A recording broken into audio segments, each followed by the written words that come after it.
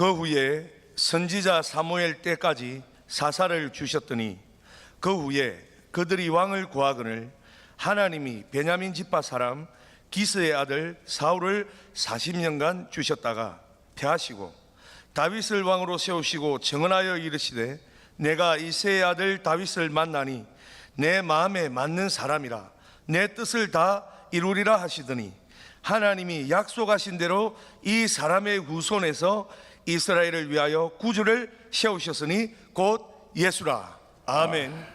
오늘 읽어드린 성경 말씀을 보면은 이스라엘의 두 왕을 등장시키고 있습니다.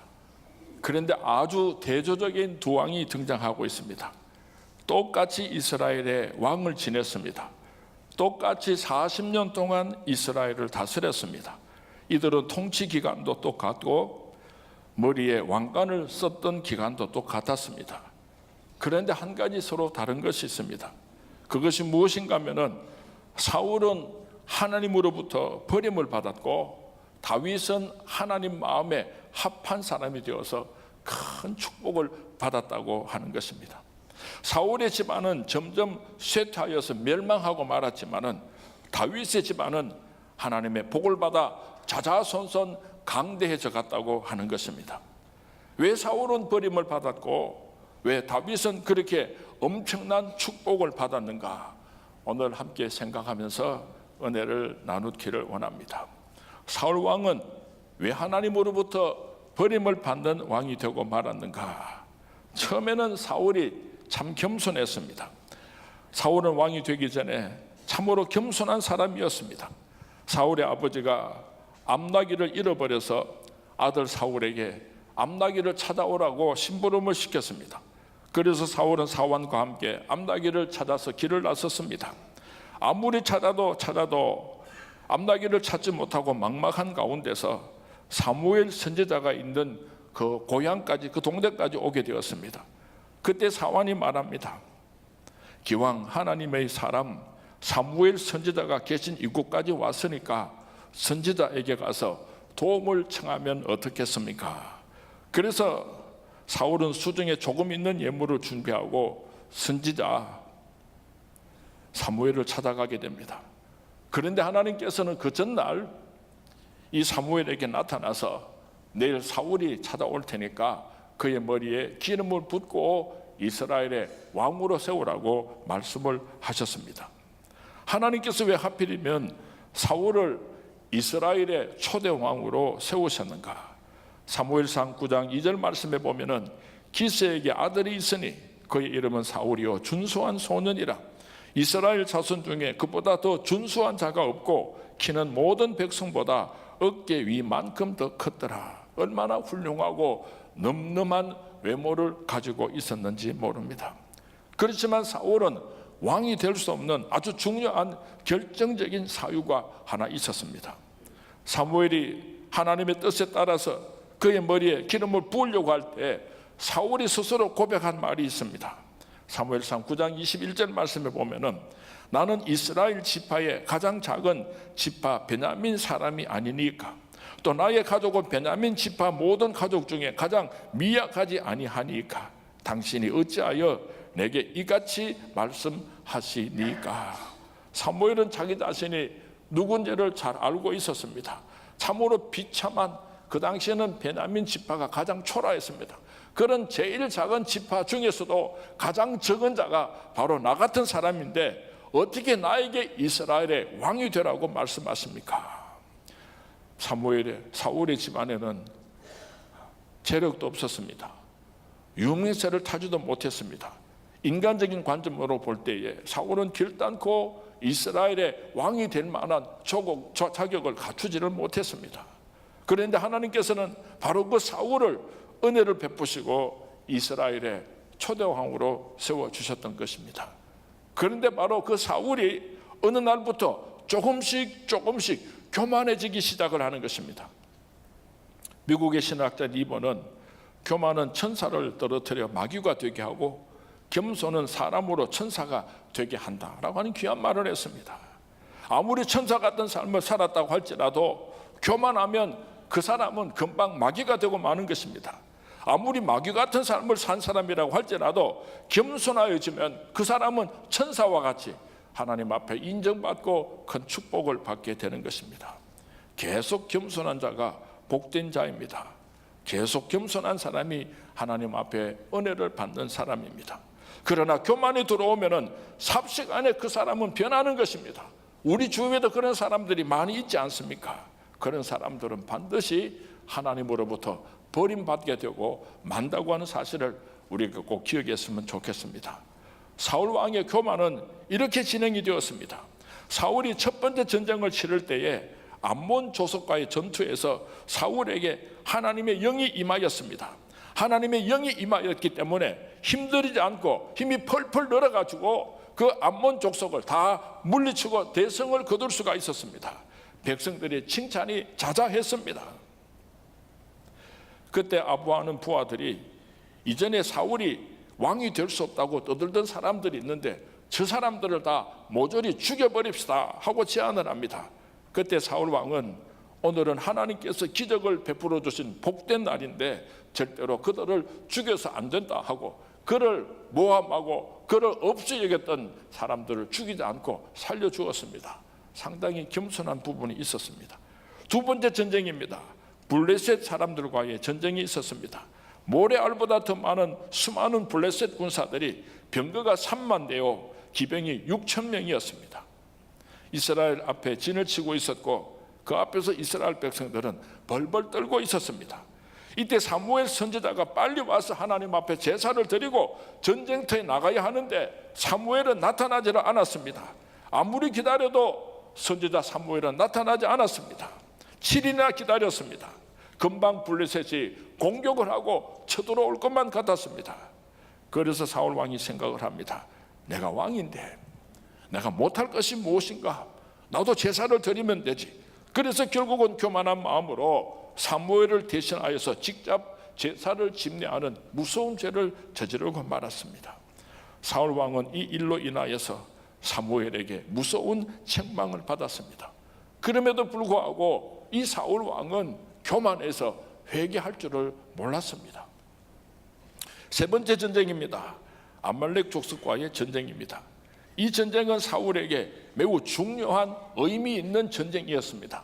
왜냐하면 그가 회개하고 교만한 마음을 회개하고 하나님 앞으로 돌아와서 하나님의 크신 긍휼을 힘입을 수 있느냐? 그렇지 않으면 하나님으로부터 완전히 버림을 받는 기로에 놓여 있는 그런 전쟁이었기 때문입니다. 하나님은 사무엘을 통하여 사울에게 명령하셨습니다. 사무엘상 15장 2절 3절 말씀에 보면은 만군의 여호와께서 이같이 말씀하시기를 아말렉이 이스라엘에게 행할 일을 곧 애굽에서 나올 때에 길에서 대적한 일로 내가 그들을 벌하노니 지금 가서 아말렉을 쳐서 그들의 모든 소유를 남기지 말고 진멸하되 남녀와 소아와 젖 먹는 아이와 우양과 낙타와 나귀를 죽이라 하셨나이다 하니. 왜 하나님께서 아말렉을 전쟁에서 승리한 후에 모든 것들을 다 진멸하라고 말씀하셨는가 하면은 이스라엘 백성들이 애굽으로부터 나온 지 얼마 되지 않았을 때에 르비딤 광야에서 배고프고 이스라엘 백성들이 지쳐 있을 때에 그 후미를 공격해서 엄청난 피해를 입혔던 족속이 바로 아말렉 족속입니다. 그래서 하나님께서는 그 아말렉 족속을 멸망시키기를 원하셨던 것입니다. 그러나 사울은 전쟁에서 승리한 후에 전리품의 눈이 어두워서 하나님의 명령을 무시해버리고 말았습니다. 자신이 보기에 좋은 것들만 남겨두고 나쁘고 가치 없는 것들만 진멸하였습니다. 이것을 책망하는 사무엘에게 사울은 가증스러운 변명을 늘어놓았습니다. 하나님께 제물로 드리기 위해서 그렇게 남겨두었다는 것입니다. 만일 그때 사울 왕이 변명하지 않고 자신의 잘못을 철저하게 자복하고 회개했더라면 얼마나 좋았겠습니까? 그때 사무엘은 사울에게 이렇게 말을 합니다. 사무엘상 15장 22절 23절 말씀입니다. 사무엘이 이르되 여호와께서 번제와 다른 제사를 그의 목소리를 청종하는 것을 좋아하심같이 좋아하시겠나이까? 순종이 제사보다 낫고 듣는 것이 수장의 기름보다 나으니 이는 거역하는 것은 점치는 죄와 같고 완고한 것은 사실 우상에 절하는 죄와 같음이라. 왕이 여호와의 말씀을 버렸으므로 여호와께서도 왕을 버려 왕이 되지 못하게 하셨나이다. 사울의 타락의 주요 원인이 무엇입니까? 자기가 사무엘을 대신하여 하나님께 제사를 드렸습니다. 또 선지자의 말을 하나님의 말씀으로 듣지 않고 얄팍한 잔머리를 굴렸던 것입니다. 다시 말하면은 하나님의 말씀을 우습게 여기고 성적을 우습게 여기고 선지자의 말을 무시했던 것입니다. 사울 왕은 이렇게 완전히 타락하고 말았습니다. 이후에 다윗 왕을 시기하여서 죽이려고 하다가 하나님의 대적자가 되고 말았습니다. 자신의 자녀들과 함께 자결하고 그 마지막 인생을 비참하게 마감하는 인생의 주인공이 되고 말았습니다. 하나님께서는 왜 사울 왕을 버리셨습니까? 처음과 끝이 달랐기 때문입니다. 사울이 처음 왕이 되었을 때는 아주 겸손한 사람이었습니다. 그가 왕이 되었을 때 너그러이 용서할 줄 아는 마음도 가졌던 사람입니다. 그러나 시간이 지나가면서 점점 더 교만한 사람이 되어갔습니다. 욕심이 많은 사람이 되었습니다. 자기 이름을 드러내기를 좋아하는 사람이 되었습니다. 자기 명예를 위하여서 기념비를 세우기에 급급했던 사람입니다. 하나님 말씀보다도 자기 생각대로 행동했던 사람이 되었습니다. 그렇게 점점 시간이 지나감에 따라서 교만하여지고 하나님으로부터 버림을 받게 되고 말았던 것입니다. 오늘도 우리 주위에는 사울과 같은 사람들이 얼마나 많은지 모릅니다. 한때는 그렇게 겸손해서 온 성도님들에게 칭찬받고 하나님의 큰 축복을 받았던 사람인데 어느 날 조금씩 교만해지기 시작하더니 어깨에 힘을 주고 거드름을 피우고, 우리 교회도 그런 장로님이라고는 말 안 하랍니다. 그런 사람이 한 사람이 있습니다. 가난하고 참 그럴 때는 안수 집사님 시절에는요, 교회 봉사를 얼마나 겸손하게 잘했는지 몰라요.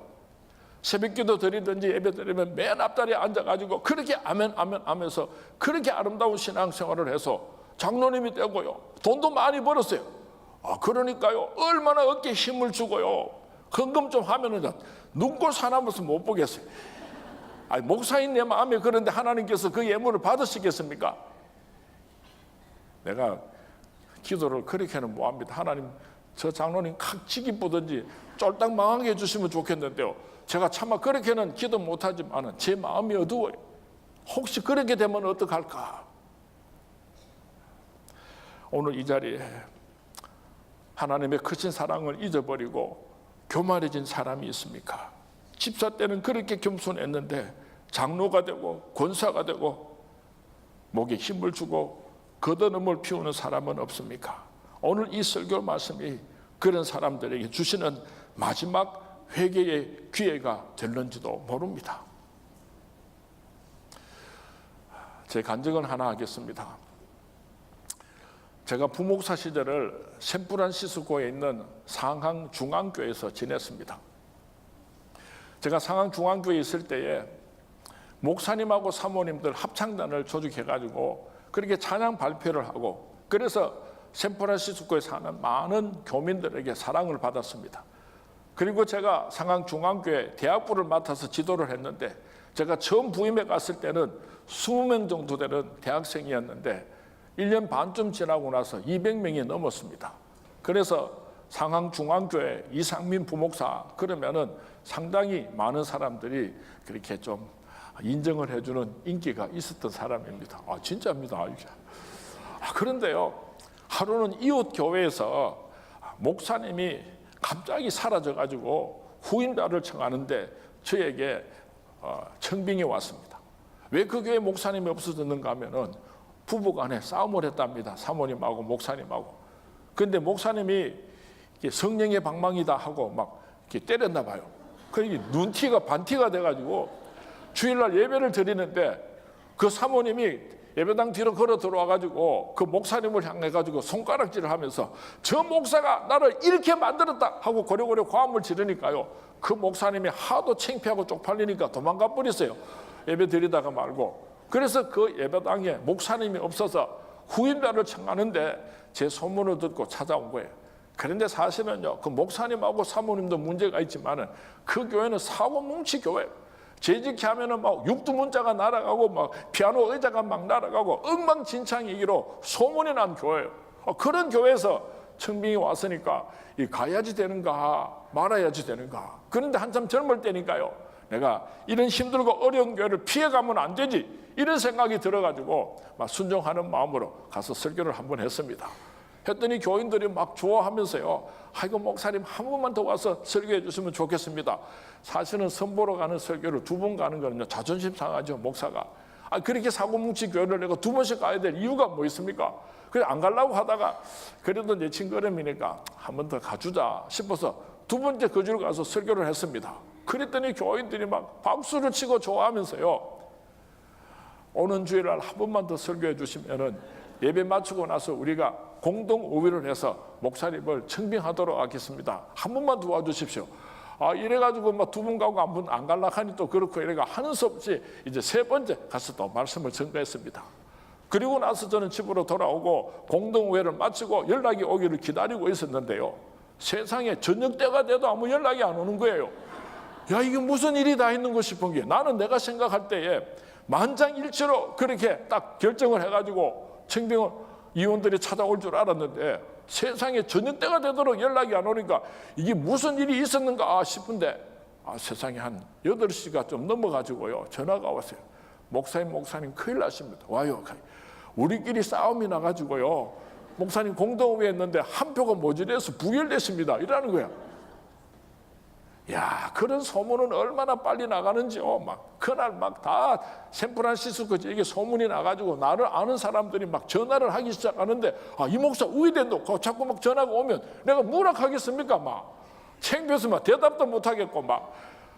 그래가 속이 상해서 차에다가 먹을 것 좀 싣고 또 텐트 하나 싣고 우리 집 사람 보고 내 멀리 좀 도망갔다 오겠다고 부탁을 하고 차를 타고 깊은 산속으로 들어갔어요. 산속으로 들어가가지고 하나님하고 대판 싸움을 했습니다. 하나님요, 세상에 어째 이런 일이 다 있습니까? 내가 첫 목회를 그렇게 손해를 보고 사고뭉치 교회를 가려고 했는데 하나님 나를 이렇게 개망신 주실 수가 있습니까? 하나님 어떻게 그러십니까? 하고 막 고래고래 감을 지르고 달라드니까요, 하나님 가만히 계시더라고요. 하도 기가 찼던지 가만히 계셔요. 목이 다 쉬었습니다. 기진맥진해서 잔디밭에 누워 있는데 하나님께서 제게 이렇게 말씀을 하세요. 야, 상민아, 너는 한평생 목회를 하는 동안에 한 영혼을 천하보다도 귀하게 여기는 그런 목사가 되어주면 좋겠다, 그러세요.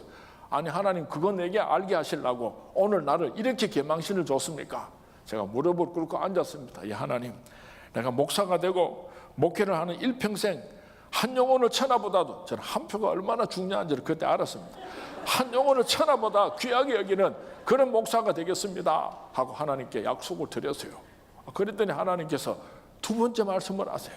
상민아, 너는 한평생 목회하는 동안에 한 표가 모자란 부족한 목사가 되어줬으면 좋겠다, 그렇게 말씀을 하셔서 제가 엉엉 울면서 하나님 알겠습니다. 제가 목사로서 끝을 나는 그날까지 교만하지 않고 겸손한 목사가 되겠습니다 하고 하나님께 약속을 드리고요, 또 얼마나 울었는지 몰라요. 제가 눈물이 많은 사람입니다. 그렇게 훌쩍훌쩍 울고 있는데 하나님께서 제게 너무나 분명한 환상을 보여주셨어요. 바알에게 무릎 꿇지 않은 7,000명의 환상을 이렇게 보여주셨는데요, 얼마나 영광스러운지 몰라요. 그런데 아무리 생각해도 그거는 현실성이 없었어요. 아니 지금 100명도 안 되는 교회 청빙을 못 받아가지고 오늘 이 산속에 들어가가지고 이 난리를 지키고 있는데 어떻게 나 같은 것이 그 구름대 같은 교회에 목회를 할 수가 있겠습니까? 그래서 제가 하나님, 제게 이런 아름다운 비전을 주시니까 감사히 받기는 하겠지만은 이거는 현실성은 없습니다. 그래서 제가 혼자서 웃었다니까요. 그러고 제가 그 산을 내려왔는데요, 그 사건이 있은 지 정확하게 3년 만에 저는 대구 서문교회 담임 목사로 청빙을 받아와서 지금 22년째 목회를 하고 있습니다. 제가 우리 교회 성도님들에게 이 이야기를 하면서 나는 한 영혼을 천하보다도 귀하게 여기는 그런 목회를 하겠습니다. 나는 한 표가 모자라는 겸손한 목회를 하겠습니다 하고 우리 서문교회 성도님들에게 약속을 했기 때문에 한 3년이나 5년에 한 번쯤은 제가 이 설교 말씀을 하면서 내가 성도님들에게 확인을 합니다. 지난 주일이 우리 교회 105주년 기념 예배를 드렸는데 제가 이 말씀을 드리면서 이상민 목사가 지금 한 영혼을 천하보다도 귀하게 여기는 목사입니까? 이상민 목사가 한 표가 부족한 겸손한 목사입니까? 우리 성도님들께서 제게 대답해 주시기 바랍니다 하고 그렇게 확인을 하였습니다. 여러분 참 어렵습니다. 없을 때 겸손한 거는 뭐 그래도 그렇게 할 수가 있는데 있는 사람이 겸손하면 보기는 참 좋겠지만은요 얼마나 어렵겠습니까? 한번 따라 하시기 바랍니다. 잘 나갈 때 조심해라. 잘 나갈 때 조심해라. 뭐 내가 뭐 사업도 잘 되고 자식들도 잘 되고 뭐 만사형통하는 것 같을 때요, 그럴 땐 우리가 반드시 조심해야 됩니다. 하나님께서 저놈이 겸손한가, 저놈이 겸손한 거 반대가 뭐예요? 교만한가? 하나님께서 그걸 보시고 겸손하면 계속해서 우리에게 복을 주실 줄로 믿습니다. 그러나 교만해지는 순간 하나님께서는 버릴 작정을 하시고 지켜보고 계시는 거예요. 요놈의 자식을 내가 언제 버릴까?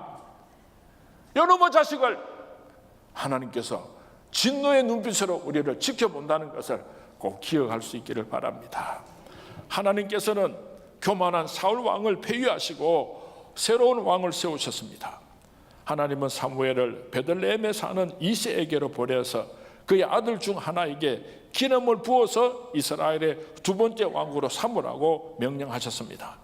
사무엘이 이새의 아들들 가운데서 첫 번째 아들인 엘리압을 보는 순간 키도 크고 얼마나 준수하고 잘생겼던지 하나님께서 이 아들을 선택하셨구나 그렇게 생각을 하고 머리에 기름을 부으려고 하는데 하나님께서 나는 외모를 보지 않는다. 이 사울 왕에게 하나님께서 얼마나 큰 충격을 받았으면 나는 중심을 본다. 그놈은 아니다. 그랬습니다. 그래서 둘째 아들, 셋째 아들, 넷째 아들 그렇게 계속해서 머리에 손을 얹는데 하나님께서 아니다 그랬습니다. 7 아들이 다 지나갔지만은 하나님께서는 아무 대답이 없었습니다. 사무엘이 이새에게 물었습니다. 내 아들이 여기 있는 7이 전부냐? 아닙니다. 하나가 더 있기는 있는데 저 풀밭에 나가서 양을 치는 우리 막내 중에 하나 있기는 있는데 그놈은 나이도 어리지만은 그만은 철도 없고 망난이고 뭐 그놈은 뭐 그렇게 제목이 그렇게 좋은 제목이 되지를 못합니다. 그런데 그 아이를 데려오기 전에는 내가 밥을 먹지 않겠다. 그 아이를 데리고 오너라. 그래서 이 다윗이 헐레벌떡 양을 치고 있다가 부름을 받고 집으로 쫓아 들어왔습니다.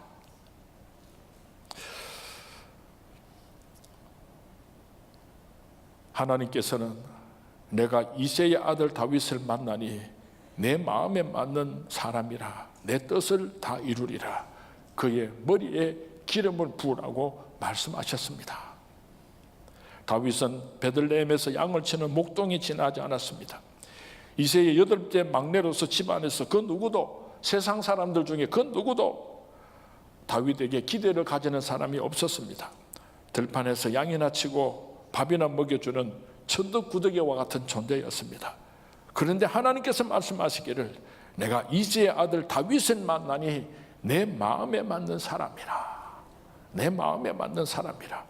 다윗이 무엇이 하나님의 마음을 그렇게 흡족하게 하였던가 잠시 생각하고 살펴보기를 원합니다. 첫 번째로 다윗은 하나님을 끔찍히도 변함없이 한결같이 사랑하는 사람이었습니다. 다윗의 일생을 살펴보면 그의 일평생에 언제 어느 때든지 하나님을 사랑하고 하나님을 의지하고 하나님을 사랑하는 그런 아름다운 삶을 살았던 것을 우리는 잘 알 수가 있습니다. 양을 치던 목동 시절에도 그 양떼들을 끌고 다니면서 여호와는 나의 목자시니 내게 부족함이 없으리로다. 여호와 하나님을 찬양했습니다. 그가 왕이 되었을 때도 세상 모든 것을 다 누렸지만은 그의 마음속에는 늘 불편한 것이 하나 있었습니다. 사무엘하 7장 말씀에 보면은 나는 백향목궁에 살거늘 하나님의 궤는 휘장 가운데 있도다. 이게 무슨 말씀인가 하면은 나는 이스라엘의 왕이 되어서 호의호식하고 있지만은 하나님의 법궤는 저 광야에 버려져서 70년 동안이나 방치되어 있는 이것이 너무나 가슴이 아프고 마음이 아팠던 것입니다. 그래서 다윗은 법궤를 이 예루살렘 성전으로 옮겨오게 되는데 청년 서너 명만 보내가지고 그 법궤를 울러매고 올 수 있음에도 불구하고 법궤 하나를 옮기기 위하여서 무려 3만 명이나 동원했다고 성경 말씀에 기록하고 있습니다. 오늘 만약에 법궤 하나를 옮겨오기 위하여서 3만 명이 아니라 우리 오영태 목사님께서 300명이 가서 법궤를 옮겨오시오 그렇게 말씀을 했다고 한다면 재직해서 난리가 날 겁니다. 무슨 법궤 하나를 옮겨오는데 네 사람만 보내면 되지 300명이 갑니까? 성가대가 다 가고 오케스트라가 다 가고 무슨 그런 일을 다 하십니까? 아마 난리 법석이 날란지도 모르겠어요. 청년 몇 사람만 동원하면 되는데 꼭 왜 이렇게 해야지 됩니까? 그러나 다윗은 조그마한 하나님의 법궤 하나를 옮겨오는데 기쁜 마음으로 3만 명이나 그렇게 보내게 된 것입니다. 법궤가 돌아올 때에 다윗은 그 기쁨을 이기지 못하고 백성들과 함께 환호하면서 나팔을 불고 덩실덩실 춤을 추었습니다. 바지춤이 내려가서 속살이 드러나는 것도 잊어버리고 그렇게 춤을 추면서 성전으로 올라온 모습을 우리는 잘 알고 있습니다. 얼마나 다윗이 하나님을 사랑했는지를 볼 수가 있는 것입니다. 바로 이런 모습이 하나님 마음에 합한 것입니다. 우리 하늘비전교회 성도님들도 하나님을 다윗처럼 사랑해서 여러분들이 하나님 마음에 합한 자들이 될 수 있기를 주님의 이름으로 축원을 드립니다. 다윗이 왜 하나님의 마음에 합할 수가 있었는가?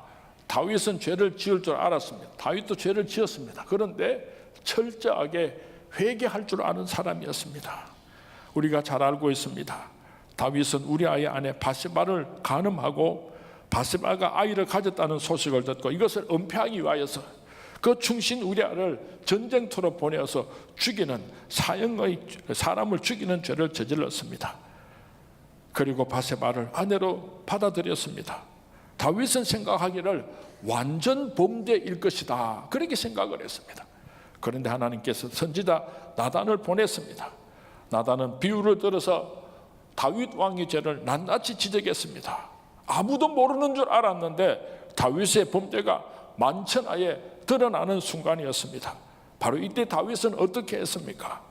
선지자 나단 앞에 무릎을 꿇었습니다. 어쩌면 보통 왕 같았으면 은폐하기 위하여서 이 선지자 사무엘을 죽였을는지도 모르겠습니다. 선지자 나단을 죽였을는지도 모릅니다. 그런데 하나님의 사람 선지자 앞에서 무릎을 꿇고 철저하게 자복하고 회개를 하였습니다. 내가 주께 범죄하였나이다 고백하였습니다. 왕의 채통과 모든 위신을 다 벗어버리고 하나님의 말씀을 듣자마자 무릎을 꿇었습니다. 그때 그가 지은 시가 바로 시편 51편입니다. 그는 침상이 썩도록 눈물을 흘리며 애통하는 마음으로 회개를 했습니다. 이것이 바로 다윗이 하나님의 마음에 합한 아름다운 모습이었습니다. 우리가 죄를 지었기 때문에 죄인이 아니라 그 죄를 회개하지 않음으로 죄인이 되고 용서받을 수가 없는 것입니다. 우리도 얼마든지 죄를 지을 수가 있습니다. 그럴 때 다른 말로 변명하지 아니하고 철저하게 자복하고 회개함으로 말미암아 하나님의 마음에 합한 하나님의 아들과 딸들이 될 수 있기를 주님의 이름으로 축원을 드립니다. 세 번째로 다윗이 어떤 모습이 하나님 마음에 합하였는가? 다윗은 참 마음이 넓은 자요 도량이 큰 사람이었습니다. 사울은 시기와 질투심으로 다윗을 여러 차례 죽이려고 15년 동안이나 줄기차게 따라다녔습니다. 그러나 다윗은 결단코 사울 왕을 해치지를 않았습니다. 다윗이 아직 어린 소년이었을 때에 육척거장 골리앗을 돌멩이로 쳐서 죽임으로 말미암아 이스라엘 백성들이 말을 합니다. 사울은 천천히요 다윗은 만만이라. 사울을 존경하고 따르는 사람은 천천히요 다윗을 존경하고 따르는 사람은 만만이라. 그렇게 노력을 하고 그런 소문들이 퍼지니까 이 사울 왕이 질투심을 견디지 못하고 그때부터 다윗을 죽이려고 몸부림을 쳤습니다. 나라를 구했습니다. 자기 사위입니다. 그럼에도 불구하고 이 질투심이라고 하는 것은 이렇게 무서운 것입니다. 여러분들은 좋은 원로 목사님과 또 아들 목사님을 모시고 있으니까 당연한 줄 알고 그것이 그냥 그렇게 복인 줄을 잘 모르는 것 같은데요. 우리나라의 큰 교회 목사님 그 후임으로 아들이 와가지고요, 그 아버지하고 아들하고요 대가리 쳐 머리가 터져라고 싸웠어요.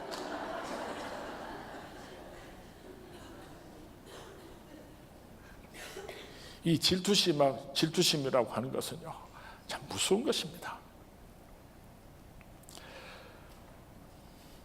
다윗이 엔게디라고 하는 황무지 곳 사막이 폐하여서 있을 때였습니다. 사울이 다윗을 잡아 죽이려고 여기까지 군사 3,000명을 이끌고 찾아왔습니다. 사울이 혼자서 엔게디 골로 들어와서 뒤를 보러 들어왔는데 뒤가 뭡니까? 똥을 누러 들어왔어요. 그리고 뒤를 보러 들어오는 사울 왕이 부하들을 데리고 들어오는 것이 아니라 혼자서 그 엔게디 굴 속에 들어와서 뒤를 보고 앉아 있습니다. 그런데 그 안에는 숨어 있는 다윗과 다윗의 부하 600명이 그 안에서 숨어 있었습니다. 참 기가 막히죠. 야, 아니 어째 그래 지가 죽으려고 환장을 했지. 지금 다윗이 굴 속에서 숨어 있는데 혼자서 그 굴 속으로 들어가지고 무장해제를 하고 앉아가지고 응 하고 있으니까 이 다윗의 부하들이 아이고 하나님께서 이런 귀한 기회를 주셨습니다. 바로 저 사람을 때리 죽이봅시다 하고 제안을 합니다. 그때 다윗이 말을 합니다. 하나님께서 기름 부으신 하나님의 종을 치는 것이 그는 여호와의 기름 부은 자가 됨이라 하고 다윗이 이 말로 자기 사람들을 금하여 사울을 해치지 못하게 하니라. 사울이 일어나 굴에서 나가 자기 길로 가니라. 안 죽였어요. 하나님께서 기름 부으셨는데 내가 손을 댈 수 없다. 그러면서 그 사울 왕이 그냥 대변을 다 보고 밖을 나갈 수 있도록 그냥 기다려 주었습니다. 사람에게는 누구에게나 자기 자신에게 아픔과 상처를 준 사람이 있을 것입니다.